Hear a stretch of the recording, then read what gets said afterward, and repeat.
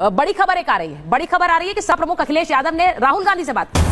राहुल गांधी से बातचीत करके राहुल गांधी ने सपा प्रमुख को बधाई दी है। राहुल गांधी ने सपा प्रमुख से बातचीत की है, उनको बधाई दी है। उत्तर प्रदेश में प्रदर्शन को लेकर उनको बधाई दी गई है। एक तरफ दोनों पार्टी गठबंधन में, लेकिन सबसे ज्यादा फायदा समाजवादी पार्टी को हुआ है। और यही समाजवादी पार्टी जब 2019 में बसपा के साथ गठबंधन में थी तो बड़ा नुकसान उठाना पड़ा था, लेकिन सुचरिता जब 17 में कांग्रेस के साथ तब भी नुकसान हुआ था, लेकिन इस बार फायदा खुद उनको हुआ है सपा को। और सबसे बड़ी बात है, आपने बसपा का जिक्र किया, हालांकि मैं बसपा का कोई नेता नहीं है अभी, लेकिन बसपा का वोट शेयर भाटी जी 19% से सीधे 1.5% हो गया। अब वो वोट शेयर का जो फायदा है वो आपको हुआ है या फिर उसका फायदा, मुझे लगता है सीधे सीधे वो वोट ट्रांसफर आप ही को हुआ है, क्योंकि वो वोट शेयर एकदम से गायब है। 18% के करीब वोट शेयर जो बसपा का था वो गायब हो गया है। अब सोचिए यूपी में ये तस्वीर बदली है, तो ये बहुत अच्छी तस्वीर एनडीए के लिए और बीजेपी के लिए नहीं है। शाहजा जी, इसी पर मैं आ रही हूँ। वहां अखिलेश यादव को बधाई देना है राहुल गांधी। अब आप लोगों ने नहीं सोचा होगा कि चुनाव के बाद ये तस्वीर होगी कि राहुल गांधी और अखिलेश यादव एक दूसरे को बधाई दे रहे होंगे। हालांकि तस्वीर ऐसी नहीं है कि उनकी सरकार बन रही है, लेकिन सोशल मीडिया पे बड़ी बातें हो रही हैं। नीतीश कुमार को तोड़ लेंगे, चंद्रबाबू नायडू को तोड़ लेंगे, कुछ इस तरह से सरकार बन सकती है। देखिए, जनादेश स्पष्ट है, साफ है, सबको दिख रहा है और बिल्कुल, और मुझे लगता भी है कि राहुल जी को भी बधाई देनी चाहिए और उनको देनी चाहिए, अखिलेश जी को, हम सबको उनको देनी चाहिए, उन सबको हमको देनी चाहिए। तो मतलब लगता है बधाई के पात्र हम सब हैं। और यूपी में फिक्र की हमें हमारे लिए वजह है, लेकिन भारतीय जनता पार्टी जो है बहुत ही सच्चाई और ईमानदारी के साथ अपने आप को देखती है, परखती है। सिर्फ आईने को नहीं साफ करती, अगर चेहरे को धोने की भी जरूरत होती है तो चेहरा भी धोती है और साबुन का भी इस्तेमाल करती है। तो भारतीय जनता पार्टी समझेगी जहां जहां हार हुई या कमी हुई हम उसको बिल्कुल देखेंगे, जहां जहां जीत हुई वो उसको भी हम लोग स्टडी करेंगे कि क्या उसकी वजूहात रही हैं। जिस राम मंदिर को इस बार जिस राम मंदिर को लेकर सबसे ज्यादा भारतीय जनता पार्टी ने दावे किए, जिसका असर केवल उत्तर प्रदेश में नहीं बल्कि साउथ तक दिखाने की कोशिश की गई थी, वहीं जहां राम मंदिर बना वो सीट हाथ से निकल गई है, वहीं पर हार गए।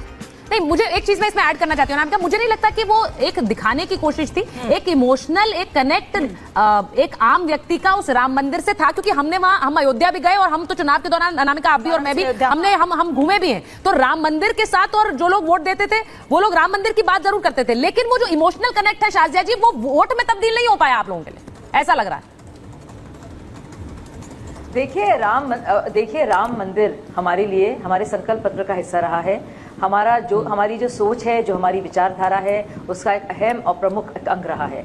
उसको कहा जाता है रहा ये बाकी पार्टियों की तरफ से कि ये एक चुनावी मुद्दा है, लेकिन हमने बाकायदा इंतजार किया और एक आस्था का सम्मान के नाते हम लोगों ने लोगों की भी और सुप्रीम कोर्ट की भी, रूल ऑफ लॉ की भी, उस दोनों का सम्मान करते हुए हम लोगों ने इंतजार किया और आप देख रहे हैं। और मुझे लगता नहीं है कि हमको उसको राजनीतिक तराजू से हम तोलेंगे कि उसका क्या फायदा है और क्या नुकसान है। शाहजिया जी, बड़ी इंटरेस्टिंग एक खबर आ रही है और बड़ा इंटरेस्टिंग बयान अनामिका, जरा शाहजिया जी को भी बता दीजिए, भाटी जी को भी बता दीजिए, दोनों यहाँ बैठे हुए, अभिषेक जी को भी बताइए। अभिषेक जी सुन लीजिए क्या कह रही है ममता बनर्जी। ममता बनर्जी चुनाव नतीजों पर बयान दे रही है, अखिलेश ने बहुत अच्छा किया है, खुश हूं, मोदी को बहुमत नहीं मिला, नीतीश टीडीपी को अच्छे से जानती हूं। ये किस ओर इशारा है? जो बातें कही जा रही थी कि भाई शरद पवार से बातचीत हो गई है, फोन कर दिया गया है उनको, मल्लिकार्जुन खड़गे भी कोशिश कर रहे हैं कि उनको अपनी ओर लाने की कोशिश, क्या ये इशारा उस तरफ है ममता बनर्जी का, जो बात कह रही है वो?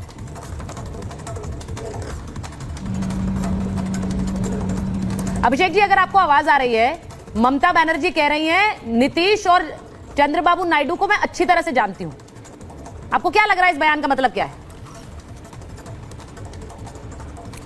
हम लोग भी ममता जी को बहुत अच्छे से जानते हैं और समझते हैं कि भाई उनकी पॉलिटिकल स्ट्रेटजी क्या रहती है। कांग्रेस पार्टी को जितना हो सके उतना घूसा, फिर सीटें आ गई हैं, फिर सोच रही है, ख्याली पुलाव पका रही होंगी कि शायद नीतीश जी का, शायद टीडीपी का साथ मिल जाए तो केंद्र की सत्ता परिवर्तित हो जाएगी, कुछ मलाई शायद इनको भी मिल जाएगी और भ्रष्टाचार कर पाएंगे ये लोग। तो ये दिवा स्वप्न देख रहे हैं। हमारे नेता के खिलाफ अगर ये नहीं बोले तो फिर टीआरपी कैसे मिल पाए? और ममता जी को क्या मालूम, नीतीश जी ने प्रयास किया तब जाकर इंडी का स्वरूप तैयार हुआ था और रंग में भंग किस तरह डाला जाता है ये ममता जी को बहुत बेहतर तरीके से पता है। तो ख्याली पुलाव नहीं पकाए तो अच्छा, असली का पुलाव पकाए, खाएं और जो सीटें जीते हैं उस पर जश्न मनाएं। इस मुगालते में ना जिए कि देश की सत्ता बदल